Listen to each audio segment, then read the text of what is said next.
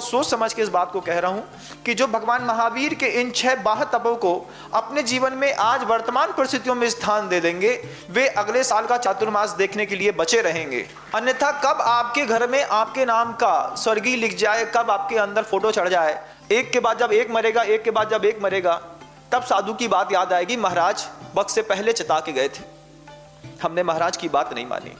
क्या चिता के गए थे महाराज? आप लोग बहुत गौर पूर्वक सुनिए इस बात को।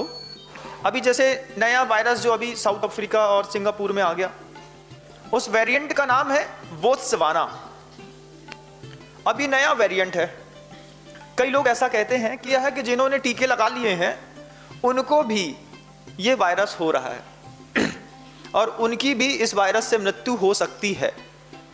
भगवान महावीर के सिद्धांतों में यह जो बाहर के 6 तप हैं, इस 6 तपों की आधुनिक व्याख्याएं अगर आज वर्तमान परिस्थिति में आप नहीं समझेंगे, निश्चित रूप से यह वेरिएंट आप लोगों के घर में लाशों का ढेर लगा देगा।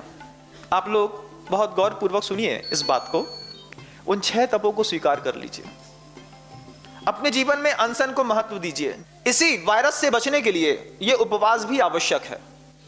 और उसके बाद एक और अवमौदर्य, भूख से थोड़ा कम खाना, क्योंकि पूज्य गुरुदेव इस बात को कई डॉक्टर्स भी कहते हैं कि आप जितना भी खाते हैं उसमें से आधे से आपका पेट भरता है और आधे भोजन से डॉक्टर का। अगर आधे भोजन से आपका पेट भरता है और आधे भोजन से डॉक्टर का पेट भरता है तो आपकी जवाबदारी है हम अपना पेट भरें और अवमौदर्य को स्वीकार करें। भोजन थोड़ा सा भूख से कम लेंगे आप निश्चित मानिए आपकी जठराग्नि बिल्कुल व्यवस्थित बनी रहेगी। अनशन, अवमौदर्य, वृत्ति परिसंख्यान, जिसमें साधक कुछ मांगता नहीं है, उसको जो मिल जाता है उसी में वह चुपचाप लेकर के अपनी जीवन शैली को जी लेता है। अगर ये सिस्टम आप सीख गए कि घर में मेरी माँ ने जो परसा है मैं उसको खा करके अपना काम चला लूंगा। बाजार में खाना मतलब मांगना। बाजार में गए, आपने बोली चाय दे दो, मांग लिया। बाजार में गए, आपने समोसा खा लिया, कचौड़ी खा ली, हलवा खा लिया, फुल्की खा ली, जो भी खाना है खा लिया, आपकी मर्जी थी, लेकिन आपने रिकमेंड किया। वृत्ति परिसंख्यान रिकमेंडेशन को मना करता है। आपकी लाइफ में आपके पुण्य में जो होगा तो मिल जाएगा, हमारे पुण्य में हमारा घर है, माँ ने जो दिया वो हमने ले लिया।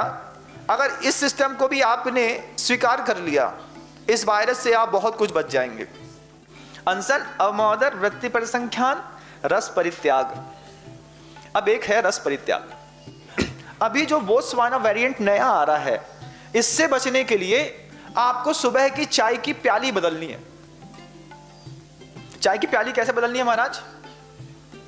एक चाय की प्याली अब चलेगी आयुर्वेद वाली, और आयुर्वेद की काढ़ा चलता है, आप अपने घर में बहुत आसानी से बना सकते हैं। दालचीनी ले ली, उसी में थोड़ी सी काली मिर्च डाल दी, उसी में थोड़ी सी सौंठ डाल दी, उसी में आपने 4 लौंग डाल दी, उसी में आपने थोड़ा सा गुड़ डाल दिया, उसी में आपने पानी डाल दिया और अच्छे से उबाल दिया। छानने के बाद उसमें आपने 1 चम्मच शुद्ध घी डाल दिया और सुबह सुबह कप को बदल करके चाय बाहर करी। रस परित्याग। अब आज पूरी दुनिया में जिस बात को चीज में चलता, भैया तुम्हें सिस्टम गड़बड़ हो गया है, आइसोलेशन में चले जाओ। हमारे यहां पहले से बना हुआ है आइसोलेट होने के लिए, विविक्त शय्यासन, एकांत में सोना। लग रहा है कि वायरस आ रहा है तो घर के अंदर भी थोड़ा थोड़ा प्रिकॉशन के साथ अलग अलग कमरों में रहना सीख लेंगे तो निश्चित रूप से अपन इससे भी बच जाएंगे बंधुओं। अंतिम एक बहुत जबरदस्त बाह्य तप जिसका नाम है काय क्लेश, और इंग्लिश में कह दो तो फिजिकल एक्टिविटीज। फिजिकल एक्टिविटीज के बारे में बिल्कुल डफ। क्यों? अंदर की इनर तक नहीं बदलते, ऐसा सूंघते रहते हैं और उसमें बाहर डीओ लगाते रहते हैं।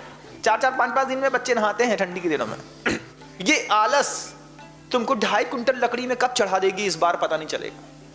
लेकिन आज तो मैं बहुत सोच समझ के इस बात को कह रहा हूं कि जो भगवान महावीर के इन 6 बाह्य तपों को अपने जीवन में आज वर्तमान परिस्थितियों में स्थान दे देंगे, वे अगले साल का चातुर्मास देखने के लिए बचे रहेंगे। अन्यथा कब आपके घर में आपके नाम का स्वर्गीय लिख जाए, कब आपके अंदर फोटो चढ़ जाए। इस वेरिएंट से बचना चाहते हैं, आज अपने घर में इस अनशन को, अवमोदर को, वृत्ति प्रशिक्षण को, रस परित्याग को, विविक्त सय्यासन को और काय क्लेश को अपनी अपनी क्षमता और बुद्धि के हिसाब से समझने का प्रयास करें।